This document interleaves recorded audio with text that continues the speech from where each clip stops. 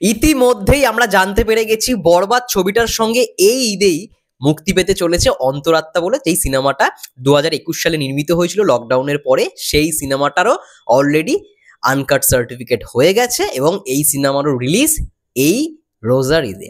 Hello বন্ধুরা, আমি রূপম চলে এলাম নতুন ভিডিও নিয়ে। বন্ধুরা, এখন আমরা আলোচনা করতে এসেছি বরবাদ এবং অন্তরাত্মা, অর্থাৎ শাকিব খান ভার্সেস শাকিব খান। ভাবো কত বছর পর জিনিসটা হচ্ছে। এবার এটা কি সঠিক জিনিস নাকি মানে আমি কোথাও গিয়ে মনে করি যেটা সেটা আমি তোমাদের সঙ্গে শেয়ার করব, মানে সঠিক নাকি বেঠিক, ভালো নাকি মন্দ ইন্ডাস্ট্রির জন্য। দেখো, একটা সময় ছিল যখন মেগাস্টারের ছবি মানে এক একটা ঈদে 5টা 6টা করেও এসছে, এটা আমরা জানি। বছরে তিনি 16টার মতো সিনেমাও করেছে বছরে। তার মানে প্রতি মাসে 3টে তো মুক্তি পেতই পেত, 2-3টে মুক্তি পেত, মানে মিনিমাম একটা বা মানে সব থেকে ম্যাক্সিমাম 2 থেকে 3টে এরকম মুক্তি হয়েছে। এই জিনিসটা হয়েছে কারণটা কি? শুধুমাত্র সিঙ্গেল স্ক্রিনগুলোকে বাঁচিয়ে রাখার জন্য। কিন্তু এখন মেগাস্টার যেরকম স্ক্রিপ্টে কাজ করে সেটা কি এখন উচিত পুরোনো ছবিগুলোকে হুট করে সেটার সঙ্গে মুক্তি দিয়ে দেওয়া? যেমন তার মধ্যে অন্যতম হচ্ছে আগুন, অন্যতম অন্তরাত্মা। এই দুটো সিনেমাই পেন্ডিং, যদিও বা শাকিব ভাইয়ের কেরিয়ারে আর কোনো সিনেমা নেই। আর একটা সিনেমা হয়েছিল অপারেশন অগ্নিপথ, ওইটা পুরোপুরি শেষই হয়নি, তো ওটার ক্ষেত্রে মানা যায়। কিন্তু অন্তরাত্মা ছবিটা পুরোপুরি রেডি একটা ছবি। এবার এটার আজকে সেন্সার অলরেডি হয়ে গেল, আনকাট সেন্সার। এটা কি ঈদে আসাটা খুবই জরুরি? দেখো, আমি পার্সোনালি অন্তত মনে করি মেগাস্টার শাকিব খান ভার্সেস শাকিব খান এই ঈদের জন্য কোথাও গিয়ে পারফেক্ট নয়। কারণ বরবাদ একটা বড় বাজেটের ছবি এবং অন্তরাত্মা যে ছবিটা সেটাও কিন্তু একটা ভালো ছবি হয়েছে।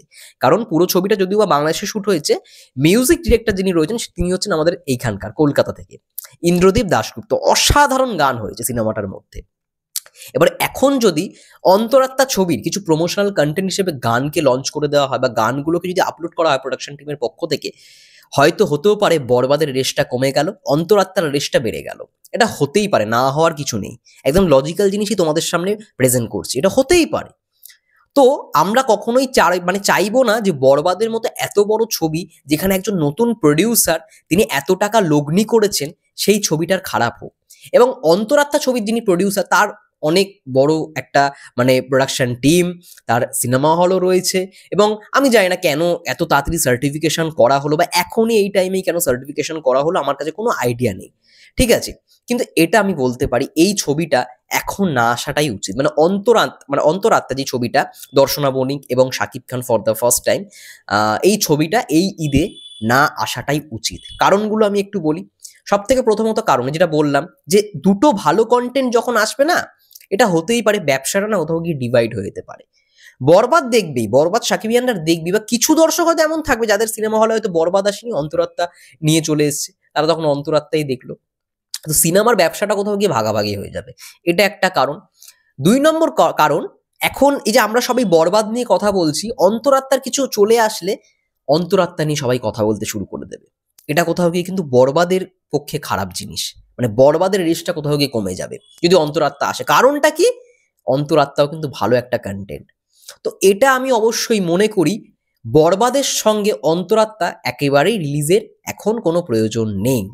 প্রোডাকশন হাউস এটার ডিসিশন নিতেই পারে যদি তারা ভালো হয়ে থাকে। আমি অন্তত মনে করি তারা অবশ্যই বরবাদ টিমকে জায়গাটা করে দেবে। অবশ্যই আমার কথার সঙ্গে একমত হলে অবশ্যই কমেন্টে জানিও। এবং অন্তরাত্মা তাহলে কোন সময় রিলিজ দেওয়াটা দরকার, এটা তোমরা কি মনে করো? আমি অন্তত মনে করি যেমন যেই টাইমে যখন কোনো ছবি আসবে না শাকিব ভাই, সেই টাইমে রিলিজ দেওয়া হোক। দেখো, এই বছরে বরবাদ আসছে, তাণ্ডব আসছে, পরবর্তী যেই শেষ সময়টা যেমন দরদ এসেছিল আগের বছর নভেম্বর মাসে, সেই টাইমটাই মুক্তি দেওয়া হোক না।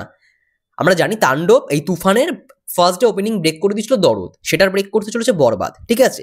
অবশ্যই নভেম্বরও একটা ভালো সময়, অন্তরাত্মা কিন্তু রিলিজ দেওয়া যায়। অন্তরাত্মা কিন্তু ভালো ছবি হয়েছে, এটা কিন্তু আমাদের মানতেই হবে। ছবিটার যা রেসপন্স, এরকম লুক শাকিব খানের, ছবিটা ভালো হয়েছে। এবার কখনোই প্রডিউসারও চাইবে না তার ছবিটা ফেলে রাখা হোক, কিন্তু এতদিন যখন তিনি ফেলে রেখেছেন, আই থিঙ্ক এবার একটু কম্প্রোমাইজ করা উচিত তার দিক থেকেও। কারণ অবশ্যই ব্যবসা সবাই করুক, কিন্তু বড় একটা ছবি, বরবাদ বড় একটা ছবি, তাকে স্কোপটা দেওয়া হোক। একটাই ছবি আসুক, ভালো রকমভাবে যেন ব্যবসা করুক। বরবাদ অন্তরাত্মা মেগাস্টার ভার্সেস মেগাস্টার হলে কি হবে, জিনিসটা ডিভাইড হয়ে যাবে।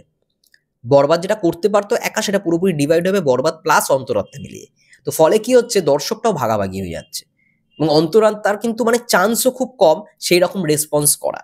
অন্তরাত্মা একটাই ভালো সময়, সেটা হচ্ছে একেবারে বছরের শেষে যখন সাকিব ভাইয়ের কোনো সিনেমা মুক্তি নেই, যেই সময়টায় এখনো পর্যন্ত। এবার হ্যাঁ, রিয়েল এনার্জি একটা ঘোষণা করছে, দুর্গাপূজা একটা প্ল্যান করছে, বা হলিউডের সঙ্গে একটা প্রোডাকশন, সেটা যখন আসবে আসবে, কিন্তু সিনেমা সেন্সার হয়ে গেছে, খুব ভালো কথা, তারা সেন্সার করিয়ে রাখলো। এবার একদম ফ্রি টাইমে অন্তরাত্মাকে মুক্তি দিয়ে দেওয়া হোক, ওটা সব থেকে ভালো। 1 মাস আগে থেকে ঘোষণা হোক, করে করে দিক না যে এই টাইমে আমরা আনবো, অন্তরাত্মা ছবিটাকে আনবো, বাস মানে 1 মাস ধরে প্রমোশনাল কন্টেন্ট দিতে থাকুক, ওদের কন্টেন্টও ভালো রিচ পাবে, অন্তরাত্মা সিনেমাটাও সাকিবিয়ানরা দেখতে যাবে। এটা সব থেকে ভালো প্ল্যান আমি অন্তত মনে করি, আমার দিক থেকে যেটা মনে হলো। দুটো জিনিস একসঙ্গে এলে না, জিনিসটা পুরো মানে বাজে রকম ভাবে ক্ল্যাশ করবে। যেমন আমরা এটা চাইছিলামই না যে বরবাদের সঙ্গে তাণ্ডবের কিছু আসুক, কিন্তু কিছু করার নেই, আগামীকাল থেকে তাণ্ডবের শুটিং শুরু হচ্ছে, এবং 28শে মার্চ একটা কিছু আসছে তাণ্ডবের। তো অবশ্যই একটা কিছু চাপাচাপি তো হবেই, কোনোটা উপরে উঠলে কোনো জিনিস নিচে নামবেই, এটা হবেই। তো সেটার জন্যই, সেটার ভিত্তিতেই আমি কথাটা বললাম, ক্ল্যাশ যেন না হয়, মেগাস্টারের সিনেমার সঙ্গে মেগাস্টারের সিনেমার ক্ল্যাশ যেন না হয়। ভালো সময় আসুক, ভালো রকমের প্রমোশন করে আসুক, জিনিসটা ভালো হবে। আর ভালো ছবি কেন মানুষ দেখবে না, অবশ্যই দেখবে, তার জন্য একটা ভালো সময়টা নির্বাচন করাটা দরকার। যাই হোক, এটাই ছিল মূলত আমার আলোচনা বরবাদ এবং অন্তরাত্মা নিয়ে। তোমাদের কি মন্তব্য অবশ্যই কমেন্ট করে জানাও। ততক্ষণের জন্য সবাই ভালো থেকো, সুস্থ থেকো, টেক কেয়ার।